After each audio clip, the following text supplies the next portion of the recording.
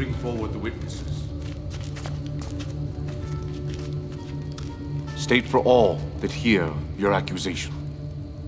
This fellow said, I am able to destroy the temple of God and to build it in 3 days.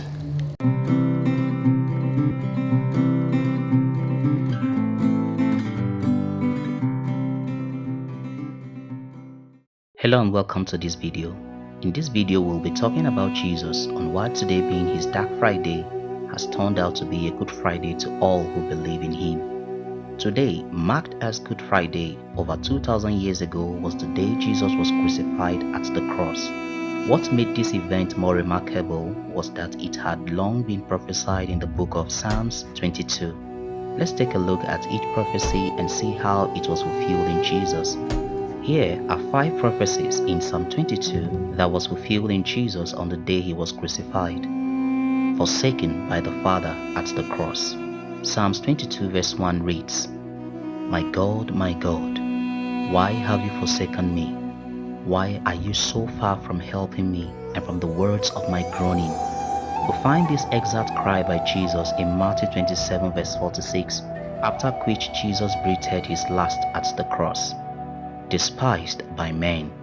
Psalms 22 6-8 reads, but I am a worm and no man, a reproach of men, and despised by the people. All those who see me ridicule me. They shoot out the lip, they shake the head, saying, he trusted in the Lord. Let him rescue him. Let him rescue him, since he delights in him. And in Matthew 27 we read, they spit upon him and took the reed and smote him on the head. And after that they had mocked him, they took the robe off from him and put his own raiment on him and led him away to crucify him. And they that passed by reviled him, wagging their heads and saying, you that destroys the temple and builds it in 3 days, save yourself. If you be the Son of God, come down from the cross. Likewise also the chief priest mocking him with the scribes and elders said, he saved others, himself he cannot save. If he be the King of Israel, let him now come down from the cross, and we will believe him. He trusted in God, let him deliver him now, if he will have him. For he said, I am the Son of God. Pierced his hands and feet. In Psalms 22 we read in verse 16, for dogs have surrounded me, the congregation of the wicked has enclosed me, they pierced my hands and my feet. Again we find this fulfilled in Luke after Jesus resurrected from the grave. He appeared to the disciples and said, behold my hands and my feet, that it is I myself. Handle me and see, for a spirit has not flesh and bones, as you see me have. Therefore confirming that they pierced his hands and feet when he was crucified at the cross. His garments divided. In Psalms 22 the prophecy reads in verse 18, they divide my garments among them, and for my clothing they cast lots. And in Matthew 27 the Bible reads in verse 35, and they crucified him and parted his garments, casting lots, that it might be fulfilled which was spoken by the prophets. They parted my garments among them, and upon my vesture did they cast lots. Now hold on for a minute. Can you see how detailed the prophecy concerning Jesus was?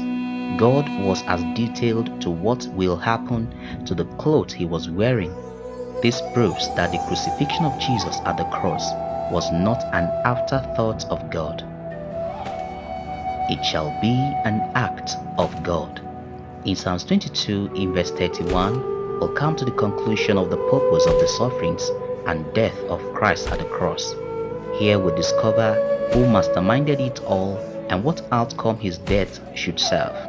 The verse reads, they will come and declare his righteousness to a people who will be born, that he has done this. First we discover that the righteousness of Jesus shall be declared or preached to people, even to those who will be born. It shall be preached that God has done this. What therefore has God done? It is the will of God that Jesus, one without sin, be bruised even unto death, for that is the penalty for the forgiveness of our sin. We find this in Isaiah 53, 10 to 11, where the Bible reads, "Yet it pleased the Lord to bruise him, he has put him to grief. When you make his soul an offering for sin, he shall see his seed, he shall prolong his days. And the pleasure of the Lord shall prosper in his hand. He shall see the labor of his soul and be satisfied. By his knowledge my righteous servant shall justify many, for he shall bear their iniquities." Only faith in Jesus, in his death and resurrection, can set you free from sin and condemnation. Jesus did not need to die to heal us from cancer, because before he went to the cross, he was healing people. He didn't need to die to meet our needs, because he went about doing good even before his death at the cross. Why did he need to come and die at the cross? And that he died for all, that they which live should not henceforth live unto themselves, but unto him which died for them and rose again. What then shall it profit you to gain the whole world and lose your soul? Today you can be saved from sin and eternal damnation in hell as you receive Jesus into your heart by faith in his death and resurrection for the redemption of your soul. Do you believe?